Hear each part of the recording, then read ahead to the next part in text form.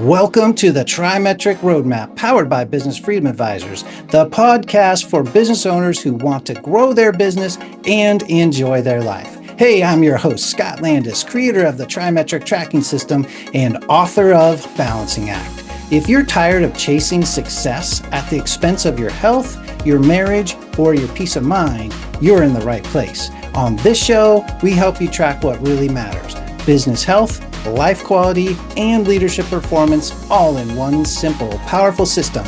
Because when those get out of sync, everything else starts to break down.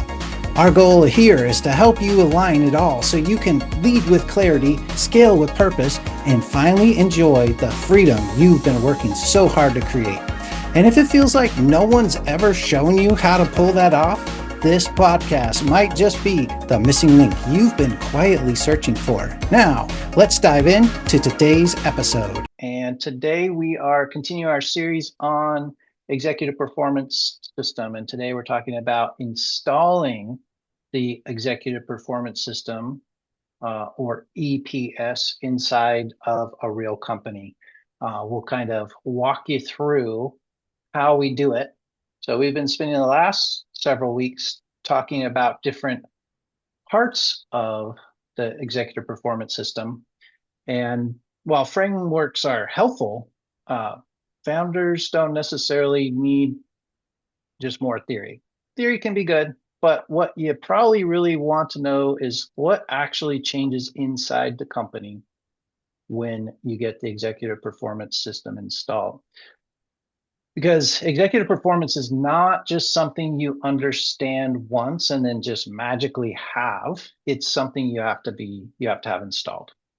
So that means clarifying priorities, aligning the leadership, defining the roles, capturing institutional knowledge, the stuff that's in your head, creating a cadence for walking it out, and turning strategy into visible execution. This is stuff a lot of companies don't do well. This is symptomatic of a company that's showing a lot of chaos. But when you do these things well, you do go typically from chaos to a founder with freedom. And that's the whole idea of what Business Freedom Advisors is all about, and why the executive performance system is so critical to installing in order to have a business that can run without you and create freedom for you. So welcome again to the TriMetric Roadmap Podcast, and that's what we're going to be talking about today. Jeff, why don't you kick it off with just that idea of from the top, like when we first met. Let's put the let's frame it that our listener who's maybe curious about getting some help, they do feel the symptoms of chaotic company, and they're like, well, what would it be like to have you guys help install the executive performance system? Like, walk me through it. So where do we start with them? Yeah, that's good, because this is one of those reasons why this is probably the main reason why we say that your business is successful because of you, but it's also stuck because of you.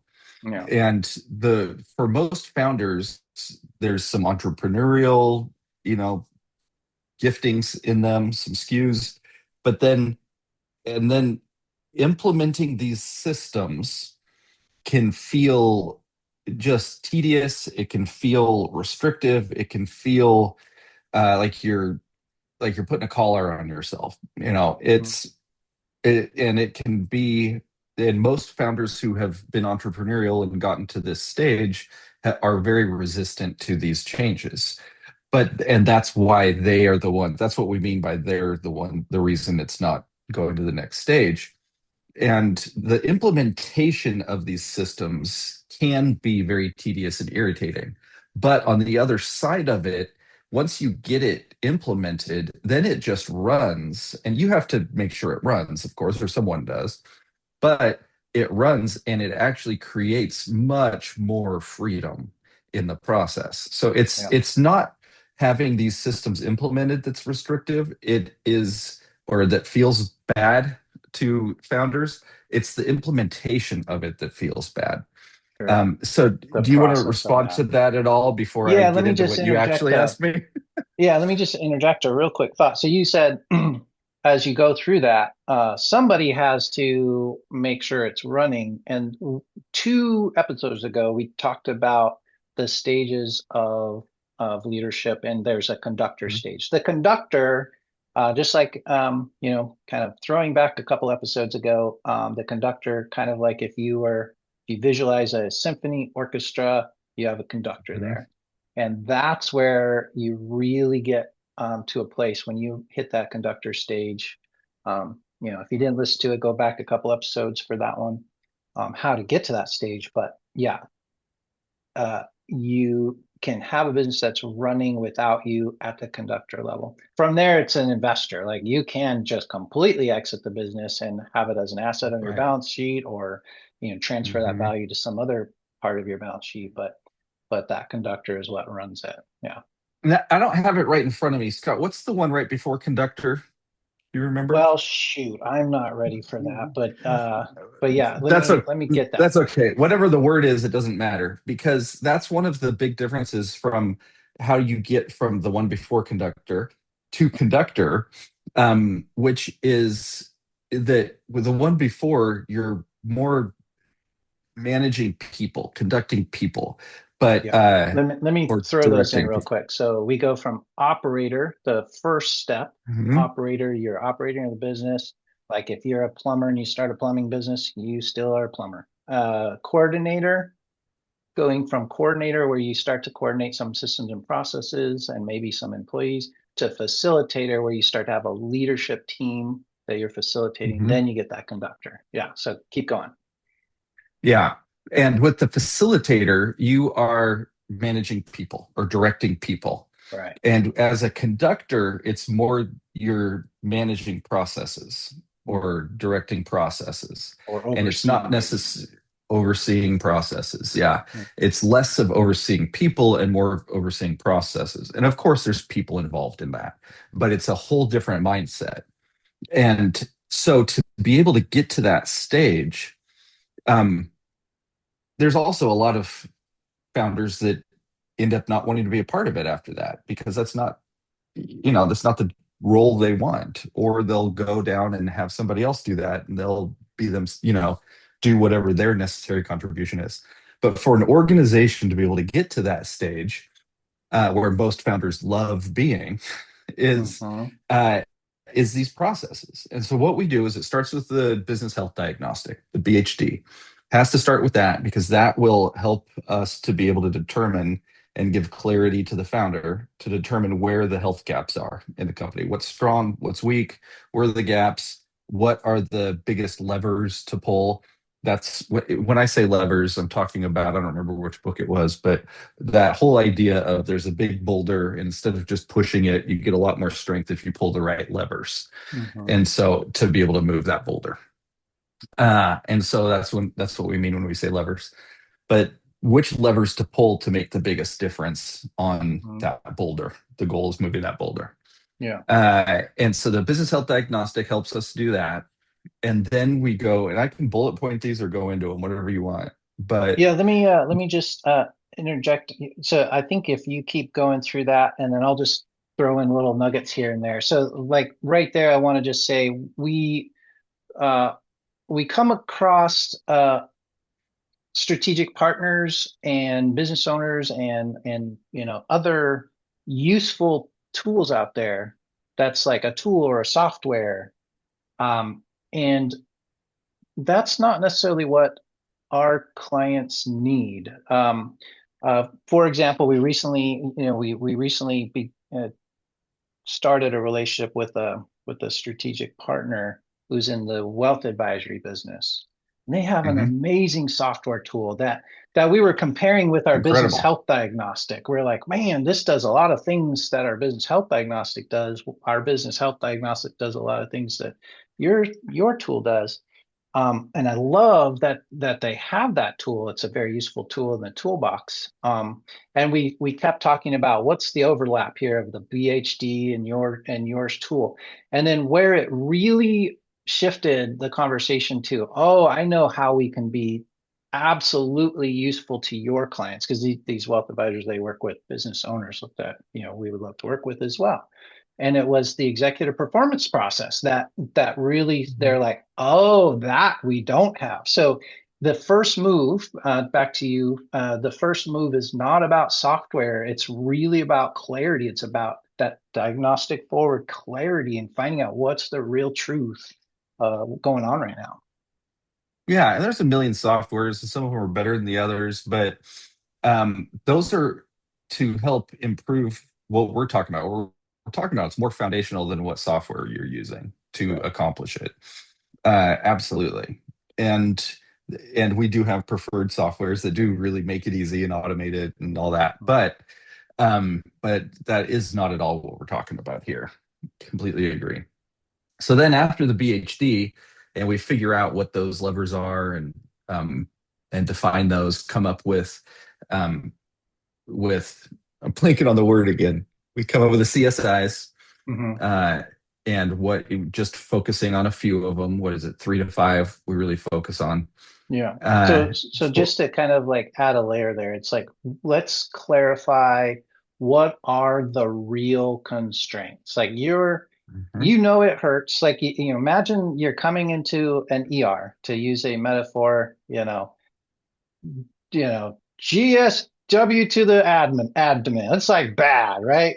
And where are the real constraints? Like, this business is chaotic. This business feels it's suffering. It feels Mhm. stressful to the owner and the founder. So what are the real constraints? What are the real current priorities? There's a ton of priorities here. What are the leadership roles that maybe need to be looked at? And what are the outcomes that matter absolutely right now? And that's where our critical strategic implementation plan comes in. We Mhm. identify all that stuff, and we get our CSIs out of that. We call it CSI for short. For a lot of people call these rocks, but the quarterly priorities, that's a better way of saying it. But we call them Yeah, CSIs. you're right. And I skipped a part of it because it's a part of the BHD. But with the BHD, what we're also trying to do is acknowledge that's where vision comes into play. What is the goal that the founder's trying to get to? And where are we currently? So there's the idea of getting clarity on where our current position is and clarity on what the preferred future is, that vision. And so the BHD mixed with the CSIs mixed with the decision matrix. There's a decision matrix which is kind of a SWOT analysis mixed with the 5 freedom levers. And so with all of that together, we can actually create a roadmap to be able to get to that preferred future. And of course, Mhm. there's going to be detours along the way, but we can at least create a roadmap where we're standing on one side of the valley. We have the preferred future on the other side. The CSIs, the decision matrix, the BHD help us determine where are the pitfalls, what's the easiest path through the jungle up to the other side. And now we can work at building the tools that we need to be able to go on that journey. What tools do we need to bring along? What people do we need to bring along? And let's follow this map because we know where we'll need a ladder. We'll know where we'll need a rope. We'll know where we need those things. And so we can plan that out along the way and then create that system to really get there. Yeah. And so that's kind of the process that we do with the building the tool set and then implementing those tools along the way. Those are the next stages that we're talking about as well. Sure. Yeah. And that'll really sound very familiar to anybody who's well versed in EOS, or traction philosophy, or if you've ever worked with like an EOS implementer. Um, what you just described, Jeff, is very in line with all of that. Where you align the leadership team around who owns what. You get an accountability chart in place, because none of these things work if it's not clear, or if it's fuzzy about who owns what. So that's what Right. an accountability chart can bring attention to and help you to fix. And then cadence, weekly leadership meetings, scorecards, priorities, identifying issues and solving them, getting good follow through and ownership of all of those things. And that's when executive discipline starts to show up, which is one of our engines of our executive performance system. Right. But what's different about BFA, what Business Freedom Advisors does, if all of that sounds familiar, what we do that most consultants or coaches out there wouldn't even start to touch is we start saying, hey, yeah, let's make sure your leadership team owns the right things. We identify all of that, diagnostically Hmm. identify it, and get it into a plan with that decision matrix. Very scientific process with some art to it. And then we say, hey, who's going to own this? And instead of you as the founder saying, oh my gosh, I'll figure it out, we say, who's going to own this? Oh, we will. We'll take care of this. We will own Hmm. this for you, so that this is something that kind of our specialty, I guess, is or our unique selling proposition for our marketplaces. We we say, hey, you own all of this, don't you? Like, can we take some of this off your plate? We'll own that. We'll own that part of the accountability chart. We become part of the cadence and the weekly leadership meetings. We take care of the issues. We do the follow through. You don't Hmm. have to say, I have to own all of this. You get to say, oh, you guys are going to own this, this part of this initiative. Yeah. And this is if we just keep bullet pointing these things out, like, and we kind of are here, but this is a lot. It sounds like a lot. This can be an overwhelming thought to Yeah. most people, but that's where, I mean, some of the systems come into play to make it more simplified and easier. Mhm. And there really is an art to it. It's not just, hey, A, B, C, D, E. It's you have to, based on the diagnostics and defining the levers and figuring out what really are the CSIs, what are the things that we should focus on for these next 90 days, which aspects of it are going to make the biggest impact, because you can't just do all of it at once. That's ridiculous, Mhm. because it is so much. But that's what Scott and I love doing, is bringing the making the complex simple. And that's Mhm. where I think the beauty comes, and some of that art. And so then those things we need to do is downloading the founder's brain, or the key people, downloading their brain, uh, getting the SOPs, having there be a place. There's a system in particular we use, but there's a matrix of what's the path to revenue, what's the path to, each different area, and who owns it, what's the process, all those things.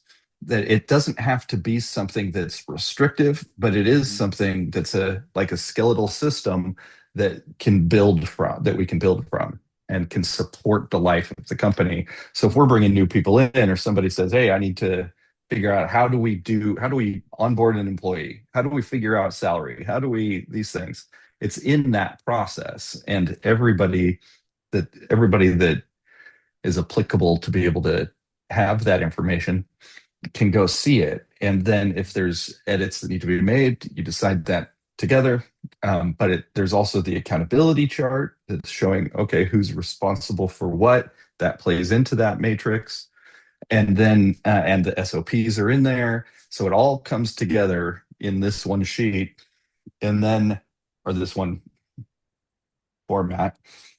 Uh, and then mixing that with continued evaluation of, okay, what are the next stages? What are the next stages? What are the next Mhm. CSIs?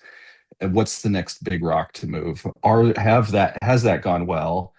Are they complete? And continuing to move through. Mhm. Yeah.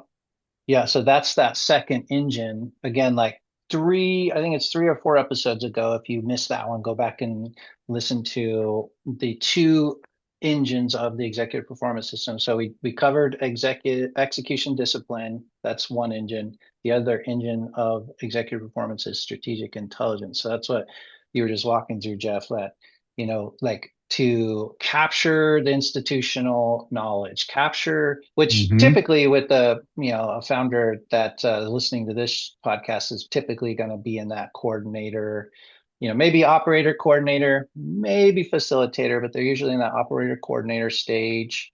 And the institution knowledge is 100% in their head. They may have Hmm. started putting some SOPs down, but to get the customer journey, the delivery process, the decision logic, the operating principles, the key leadership thinking, like just think about the key leadership thinking. The relationships that you have, that if we were to take you out of the business, those relationships disappear. That should be a part of the strategic intelligence of the business. Get it out of your head, even the key relationships, vendors, um, you know, strategic partners, customers, key contractors, like all those relationships should become strategic intelligence of your business within executive Hmm. performance. So that's just another way of describing what you were just saying, Jeff. Yeah, and it needs to not be reliant on the information in one person's head. Now, Right. if the business would fall apart, if we talked about the hit by a bus rule, which is the Mhm. grim way that I refer to that. But if that person were to get hit by a bus tomorrow, what would fall apart in the company? Mhm. And the more that would fall apart, the worse it's being run, Yeah. really. And so having that operational or whatever, the clarity of where everything stands, how everything works is really important. But Mhm. also, one of the hardest parts for people in this, or for founders in particular, depending on leadership style, is how do you actually find the truth of where you currently are, of where the organization currently stands? Because it is every single founder is surprised when they're able to realize the truth of where they are. Because Mhm. there are things happening that we're blind to. There was a Mhm. house I had over in Oregon City, where Scott and I have both lived. We I was I was walking up to my house every day, and I didn't realize that the entryway was just full of weeds. I just didn't realize it. I'd become blind to it. And I Mm. would I would see it every single day in and out of my house Interesting. multiple times. And somebody finally said, "Oh man, there's a lot of weeds out there." And all of a sudden my brain clicked onto that. And now I realize it, and it drove me crazy. It looked terrible, but I'd been blind to it from walking through it every day. Yeah. And our businesses are like that. We don't know what we're blind to. Otherwise, we wouldn't be blind to it. And so Mhm. being able to find out where your blind spots are is something you absolutely can't. It's impossible to do on your own. Mhm. Yeah, that's a critical point. It's interesting. So we use a tool we call the TriMetric flywheel, Mhm. which looking through the lens of executive performance, business health, and life quality. We look at the truth. It starts with the truth. That's why diagnostic is so important. But just by the way, the flywheel is truth, then that leads to alignment, then that leads to action, and we rinse and repeat that flywheel every quarter. Um, to not dive too deep into it, but just to camp on that truth, that concept of what is truth.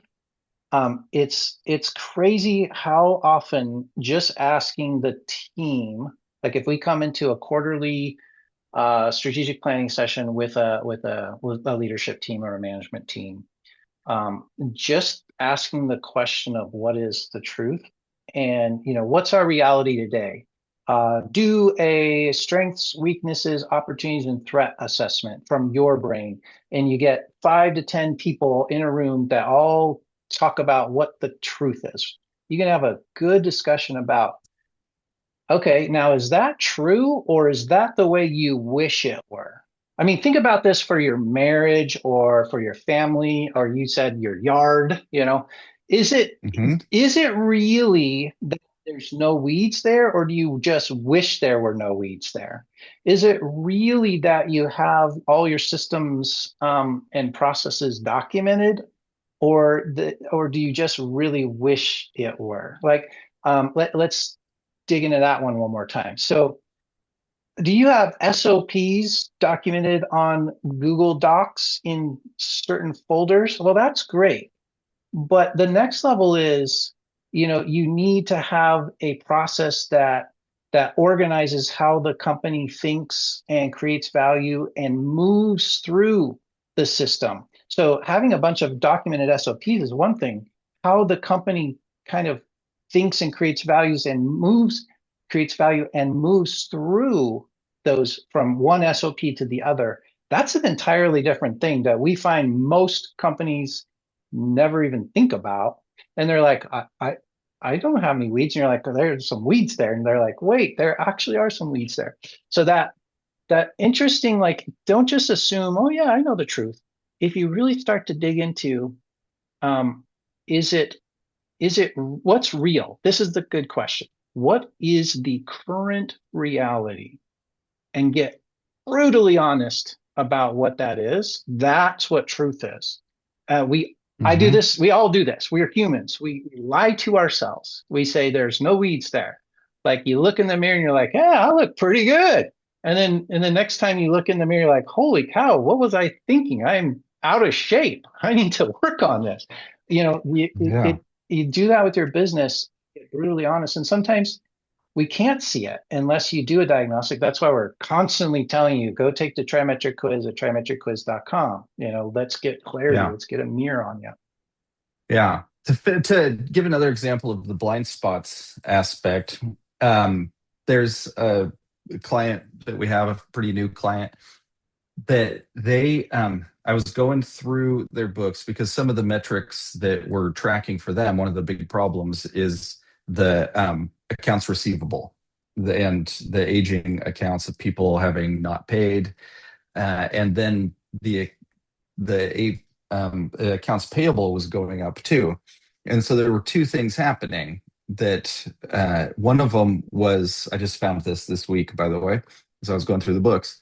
I haven't updated Scott on that yet, but the first thing that was happening is people were paying their payment, but not their late fee.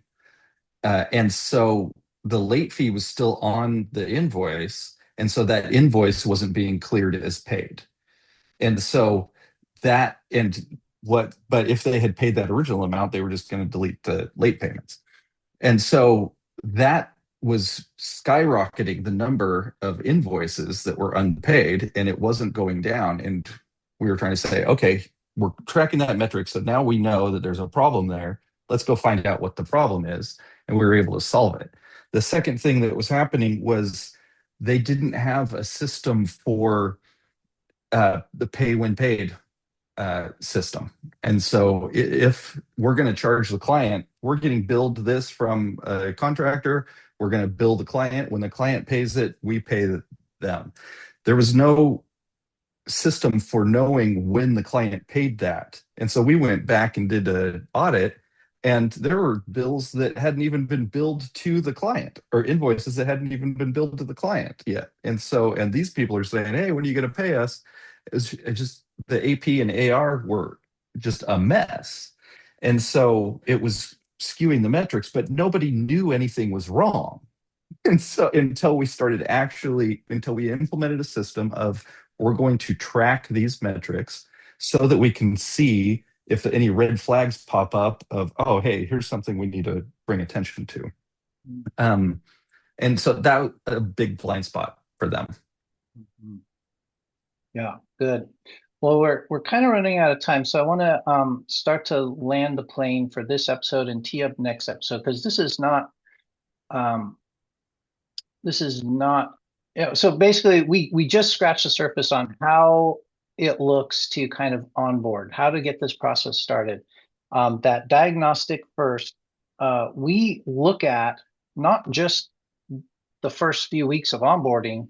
We don't look at just the first quarter of critical strategic implementation plan, we look at a scope of a year or 2 or 3. Our diagnostic and our executive performance assessment shows us a path that is super clear going out probably 18 at least to 36 months. And then our entire system is, set to take you from, startup to exit.